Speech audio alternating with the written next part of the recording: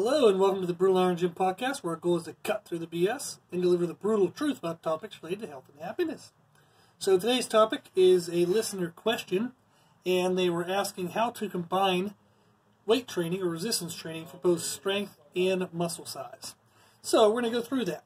So just to kind of point this out, to give fair credit where it's due, is most powerlifting programs have the intention of this being designed or intended. So in the sense of like they want you to get stronger and bigger. So if someone is following a powerlifting program already, we're going to discuss on what maybe you're missing out on. Like why isn't your program leading you to be both strong and muscle size if you feel like it isn't? Or how can you best use a powerlifting program, an existing program, to achieve these goals? So if we look at most workouts, so when I train somebody for powerlifting or strength training, we are almost always, I can't think of an exception, in which we are not also paying attention to the amount of muscle tissue they have. We're not always trying to maximize in the sense of like how much muscle tissue they have possible. We are maybe holding them at a weight class that they are most competitive in. So sometimes we want them to be super strong and maintain a certain amount of muscle, but we don't want to build more muscle. We just maybe want to take the weight they're at now, say they weigh, 200 pounds. We want to try to make that be as much muscle and as little fat as possible, but still having optimal flexibility, still having optimal movement patterns. So oftentimes, when you're focused mostly on strength training, you are 100% going to be paying attention to your muscle mass, but you're not also trying to maximize muscle mass. Now, what if somebody wants to do that? What if somebody wants to be as strong as possible and as big as possible? And they don't care about weight classes, they just want to look like a badass. So, we're going to talk about that, like, now. Now, if somebody does want to get strong, but they want to learn how to control their muscle mass, well, that comes down to diet. That comes down to whether you do volume progressions, whether you do weight progressions in your accessory work. So there's a lot of caveats to that I won't be able to include both of these in the same podcast. We'll have to make a separate podcast for that. So this podcast is with the assumption that you're training for strength and size to maximize each component. Okay, so the first thing we have to know is none of that will happen if your nutrition and sleep aren't good. Okay, so you have to have your nutrition on point first, and you have to be sleeping well. If you do not eat enough, no matter how well your training is structured to produce muscle growth, if you don't have the nutrition necessary for muscle growth, you won't get muscle growth, okay? So one of the analogies I've used before is like, say you want to build a brick house. We need two components. We need bricks and we need workers. So the bricks ain't going to build themselves. They're not going to organize themselves. But at the same time as if you have 100 workers, but if you're one brick, you're not going to get a house, okay? So they kind of have to work together. So you have to have the bricks that make up the house. You have to have the workers to put the house together. That's what nutrition and training does. You can't focus on just training and think you're going to get a house. Okay? Training, we can say like workouts are like your workers. You can have the best worker on the planet, okay, which would represent the best training program. You can have the most elite, top shelf, graduated top of their class, best worker there is. But if there ain't bricks, there ain't a house. Okay? So, make sure if you're going to listen to this podcast, the whole thing, and you want to implement this, make sure you're putting equal effort into your nutrition and sleep. Okay, now that that's all out of the way, we'll get to the answers that you really wanted probably. So generally the workout structure, I'm going to give you one example, and we're going to run through this throughout the entire podcast on this example. Now, what would be different with other examples might just be the order of which what I'm going to point out is what's included in a workout. So we're going to talk about the components that are included in a workout. There's generally 6. Okay? So if I have a workout focused on strength and muscle mass, I'm going to have 6 components to my workout. Now, the order of these would change from individual, and depending on, if they're coming at this with a high body fat percentage, or they're already lean, or they're coming into this like maybe more strength than they actually have muscle size, or more muscle than they have strength. You might change some of this stuff to create a better balance, depending on whatever situation they're coming into this at. So I'm going to give you the balanced format. So then you would learn how to kind of tweak it and change it from there. Cool. So the 6 components are, number 1 is you would do some type of movement preparation. Okay? You can't just come into the gym, throw 225 on the bench, and just start benching. You can do that maybe when you're like 18 to 22 and you're an idiot and you don't know any better. But then all of a sudden your joints are going to say, this is pretty stupid, we don't like this. And then all of a sudden you're not going to move well, joints will get mad, you get an injury, and then you turn into that old person who's in their late 20s talking about way back when, or the people who are in their 30s and 40s bitching about being old, which is absolutely stupid, because you are not old in your 30s and 40s. So don't whine about being old if you're in your 30s and 40s, by the way. Okay? So you're probably just not taking good care of yourself. You're not eating right, you're not sleeping right, you're not doing flexibility, mobility work. So if you feel old, it's a state of mind. Okay? So movement prep is you have to prepare your body to move. We're going to go through some examples here in a second. The next thing we have that I tend to like to address next is weak point warm-up. So movement prep is preparing your body to move. Then we would have some type of warm-up which gets your body moving. And then I tend to make those specific to weak points. So if they have a specific weakness in a main lift, like maybe a squat, a deadlift, or a bench, or an overhead press, so the main four that most people do, if they have a specific weakness related to that lift of the day that we're going to be training, so if it's a deadlift day, and they have a known weakness in their deadlift, we would warm up with movements that addressed that known weakness. So too often people wait until like the end of the workouts to address like weak points or rehab stuff.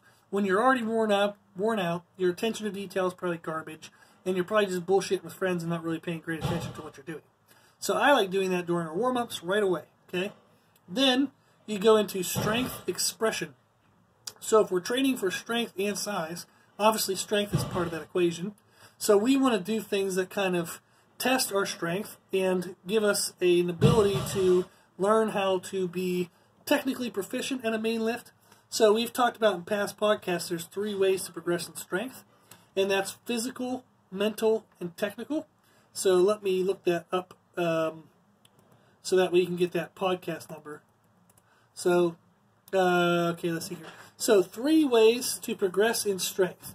Podcast number 102, okay?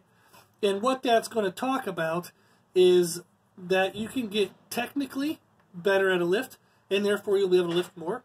You can get mentally better at a lift to where you don't talk yourself out of things, you don't get nervous, and that can help you lift more.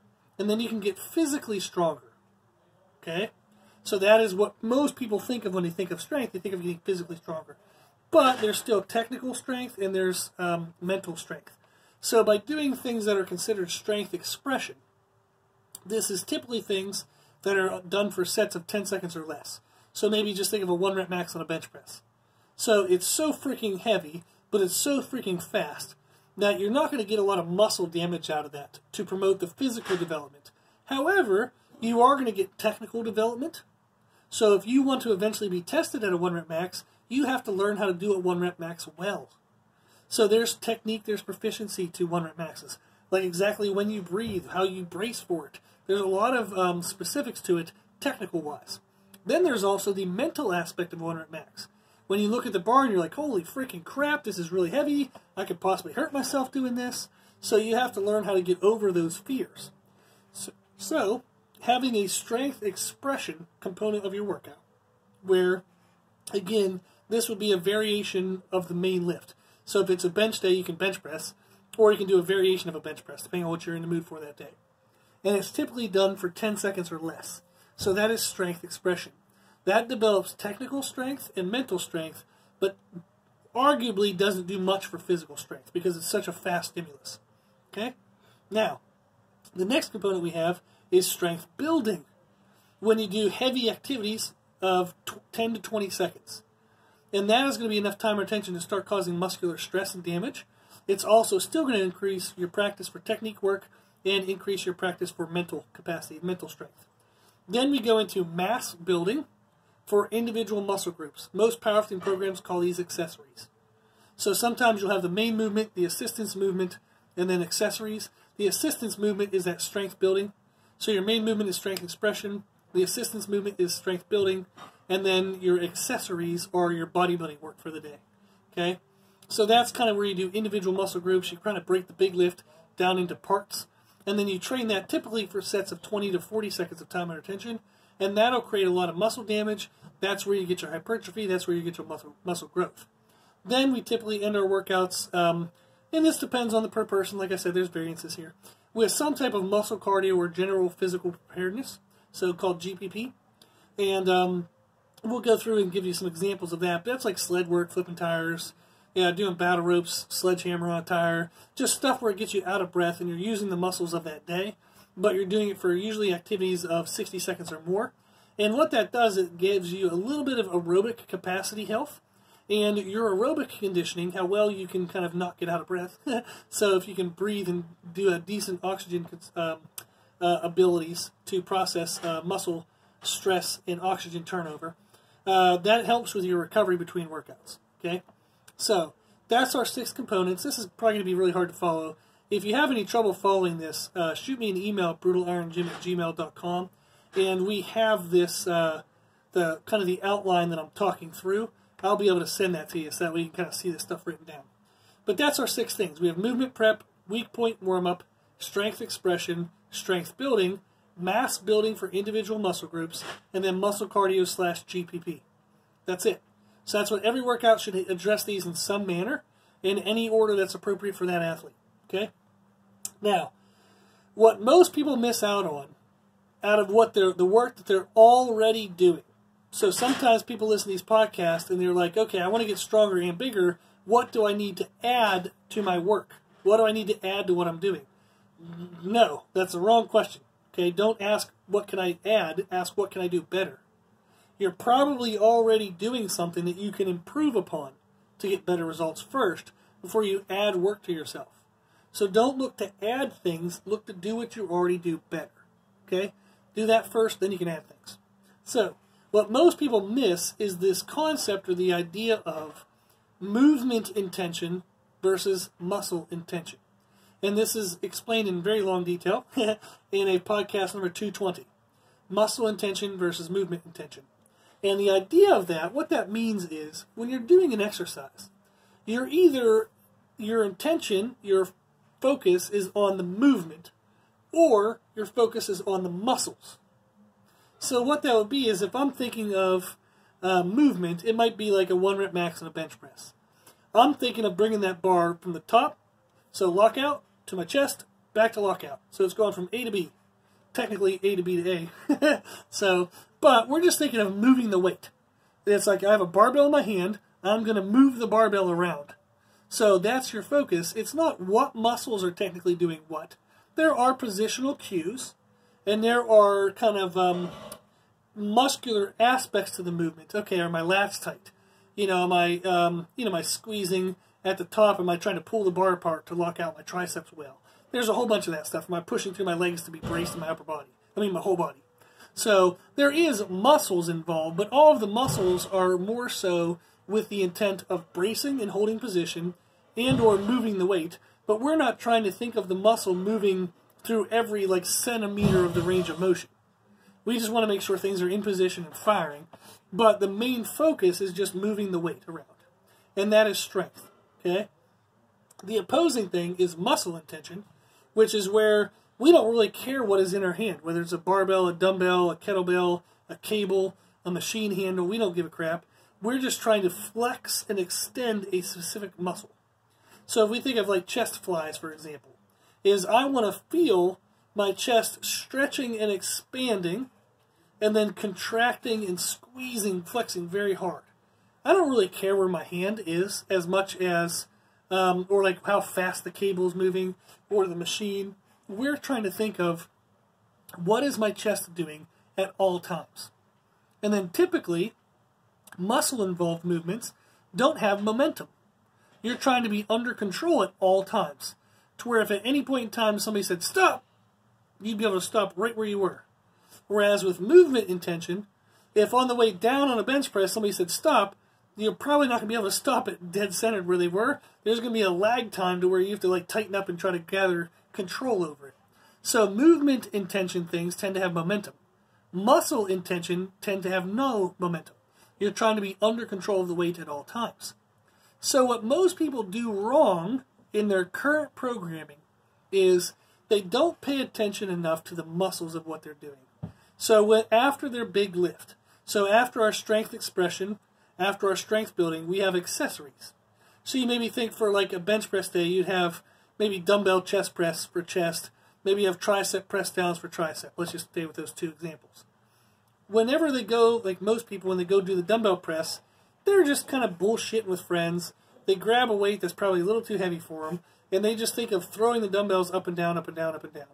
Then they kind of toss them to the floor and feel like a big man on campus because they, got a certain number of reps. They weren't paying attention to whether their chest was the thing doing the work or whether it was their front delt or triceps. They weren't paying attention to having no momentum and letting that chest feel the tension of the weight and actually pull and tear under the stress of the weight.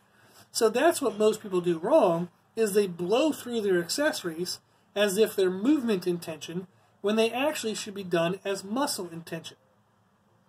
Okay? So that's where, like a lot of times with my clients, I give them what's called slow eccentrics. I'll give them slow negatives, or I'll give them isometric holds, to where I'll say, okay, I want you to do, maybe I'll do a chest fly, but I want you to do a 3-count eccentric, a 1-count isometric hold at the bottom, and then come up and get a good contraction. So that way they have to slow down the pace of the rep and feel the muscle actually working. So if most people were to take what they're already doing and go through their exercises and their workouts and say, okay, what's the intent of each of these? So if I'm doing a heavy, really heavy, like set of 3 on bench, that's not muscle intention, that's movement intention. I'm working on strength. Okay? But if I'm doing tricep press downs, that's muscle intention. That's bodybuilding. I should go slow, and I should focus on what my muscles are doing. No momentum. So go through and look at your exercises and say, okay, which ones are supposed to get me muscle size, and which ones are supposed to get me strength? The ones that are supposed to get muscle size should all be done very slow, no momentum, and paying full attention to what the muscle is doing at all times. Whether it's stretching and contracting, whether that muscle actually stays under tension the whole time, or if maybe at the bottom of the movement, all of a sudden it switches off of one muscle into another muscle. That would be wrong. So you might have overextended that movement. Okay? Or maybe at the top of the movement you overlocked out, and now the weight transferred off the muscle and just being held by your joints. So we need to treat our accessory work, usually, which is stuff that's done for typically sets of 20 to 40 seconds, we need to treat that as muscle intention, no momentum, being super strict and paying very good attention to detail at every aspect of that exercise. So if most people went through their current workouts and decided, is this strength or is this muscle? Am I going to treat this as movement intention or am I going to treat this as muscle intention? And if they make those separations, they make those assignments, and then started training that way, they would get better results towards both strength and size, because they'll be doing it with the right intention to match the purpose of that exercise. Okay? So that's going to be the big thing that I want you to get across in this podcast is you're probably already doing stuff that builds both strength and size. You're just not treating your size stuff like bodybuilding. You're just kind of blowing through it, going too heavy, going too fast. You're allowing momentum to get involved. So you have to slow everything down and make those muscles stretch and make those muscles work. Okay? So that's the big thing. So let's look through some examples. I have a bench day example and a squat day example to kind of give you ideas of what these components mean. So when we go through the 6 components of the workout, and what you can think of is while I'm going through these components, you can think to yourself is, do I have each of these components addressed? Am I missing one of these components? If you are, let's say you left out muscle cardio or GPP, okay? You better have a damn good reason why you did that.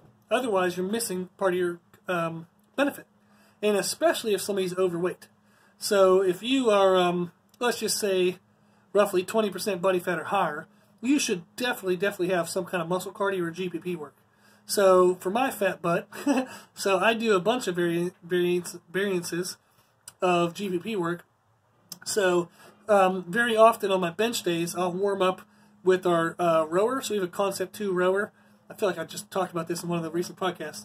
But we have a Concept 2 rower. We have a special connection for the rower that you can take the handle off that comes like from the company and actually attach like D-rings and other straps and stuff, so you can actually really do some fun upper body actual workouts. So you can do like cable rows, like You can do bicep curls, tricep extensions. You can do a whole bunch of weird ab exercises. There's a lot of variances, like one-arm rows for back and stuff. So I'll do a bunch of stuff off of that. And the reason why I like it is the Concept 2 rower has contraction resistance, but doesn't have eccentric. Doesn't have a weighted eccentric. So what that means is I'm getting my muscles for the day to contract. I'm getting out of breath. I'm getting a lot of blood flow, but I'm not causing any muscle damage. I'm not causing any inflammation since there's no eccentric. So I can sit there and do, minutes after minutes of back rows and really, really get an awesome pump in my upper back. And that will help me set my shoulder blades properly for bench pressing. But none of that work would have taken away from my fiber health, so it won't take away from my strength. And none of that work would have caused inflammation, which would make kind of my overall recovery harder in between workouts. So that's a really cool ability by having like that Concept 2 rower option. And then we also have a ski erg from Concept. And we use the ski erg for a similar purpose. I like it for like a lat stretch. So if you do the ski erg the way like CrossFitters do it, it's a really good stretch for your lats, but it also activates your abs and your core.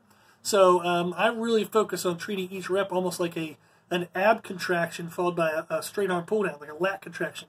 And what I find is that it gives me my abs sore, actually. It gives me a good core workout, and then it opens up my lats. So my lats don't feel as tight, and I have just better shoulder mobility, shoulder health, and I can get my shoulder blades pulled back better for a bench press to have safer shoulder health and pec health. So I don't get pec tears and strains and rotator cuff strains and stuff. So that's what I do as my GPP work, but I actually do that at the beginning. So I'm one of those weirdos that has to have the order of this stuff a little bit different, okay? So the first thing we have is, let's take a typical bench day, is we have movement prep. So that might be internal, external rotation drills for your shoulders. Maybe you're going to do chest stretches. We have like an arm swing workout, like a warm-up routine that we do for shoulder health. It's just your arms, and you swing them through 3 different positions. And it helps open up like tight chest musculature. It helps open up your rear delts. And helps kind of warm up and get blood flowing through the shoulder and more centralized tightness of the shoulder. So that way as you go into bench pressing, you have a healthier kind of positional start. So that will be an example of just kind of movement prep. You're preparing yourself to move for the day. And if it's a goal of a bench press day, you have to prepare yourself to bench press. Then we have weak point warm-ups. So for example, if somebody has a weak chest, I might make them do some pre-exhaust work where they have to do flies. So they might do cable, machine, or dumbbell flies before they would ever bench press. What that does is it pre-fatigues the chest fibers, so then all of their bench pressing tends to stress their chest more than usual, and over time that'll let their chest kind of get more of a stress than normal. Due to that more stress, it recovers and kind of prioritizes that, and over time their chest will catch up to the stronger body parts, such as like their triceps or front delts or something. So now what if somebody has like maybe an ab weakness, so maybe they have a hard time bracing properly and keeping an arch during the bench press. We might have them do planks or anti-flexion type abdominal work as their warm-up, so after their movement prep. So you have movement prep, you have muscle weakness warm-up or weak point warm-up, then you have strength expression. So that for a bench day would be a bench variation. So maybe I'll do barbell benching, I might do banded benching from the top or the bottom, might do chains. You can do different specialty bars. Some people like fat bars. Some people like neutral grip bars or angled grip bars. Some people might do like a slight incline or a decline. There's about 4 million variations, but there's a couple of them. So that's typically done for sets of 10 seconds or less. So that's what we said about strength expression. So this might be sets of like 5, 3s, or 1, something around there. And then we would typically move to strength building, and that would be almost like your assistance stuff.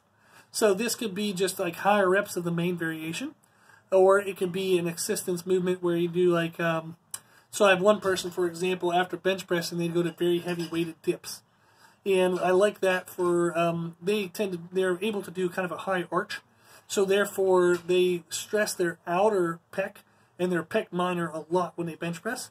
So I like doing weighted dips for them because it mimics that same type of chest stretch stress. So that will be like their strength building. And that's typically stuff of like 10 to 20 seconds time or attention. Then you go to mass building for individual muscle groups. So for bench press, you might work upper back, you might work chest and triceps, and maybe even throw in biceps. So for back, I might do cable rows, I might do pull-ups, pull-downs, dumbbell rows, stuff like that. Chest would be chest presses, chest flies, blah, blah, blah, similar stuff. Triceps can be, close grip presses, skull crushers, rolling triceps, dips, cable stuff.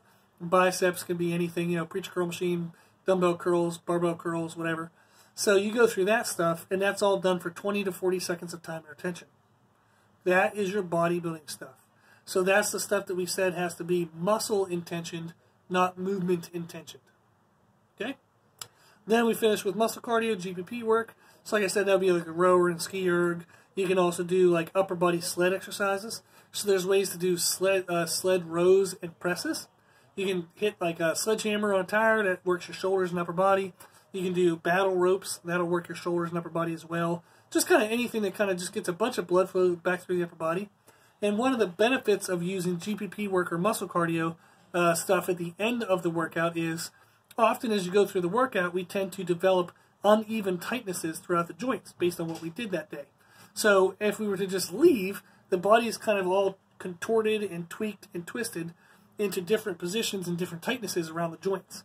Whereas if you end with muscle cardio and GPP work, that tends to reset the joints better, and you'll find that you're less stiff going into your next workout, and you'll actually feel like you're better recovered because that high amount of blood flow back through the joint and the loosening of the uneven tightnesses through the joint will actually just help your quality of movement between workouts and stiffness and tightness between workouts. So therefore you won't get as much joint irritation by moving incorrectly for the next day or two.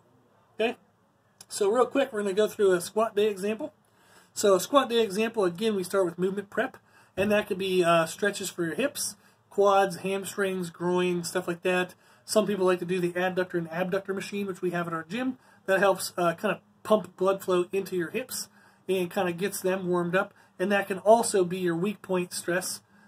Weak point warm-up is maybe adductors if your hips are weak. If you have weak glutes, we might do kettlebell swings. If you have weak hamstrings, we might do a light inverse curl, if you're familiar with that from Westside Barbell. So just kind of like we do a little bit of light blood flow work through the individual muscular weakness that we've associated or we've identified with the main lift of the day. So then for a squat day, we have strength expression. That would be any kind of squat variation. So it can be barbell squat, safety squat bar, camber bar squats. You can do box squats, pause squats, pulsing squats. You can do slow descentrics. Holy freaking crap, there's a lot. Okay? So anything that's like 10 seconds or less. And the idea is to test your maximal effort abilities on that day for that lift. So for squats. Then we might go to strength building, which is another kind of like 10 to 20 seconds of time and retention. And that could just be maybe back down sets of squats. So sometimes people like to work up to like a heavy set of 1 to 3. Then they might do a couple sets of 5s.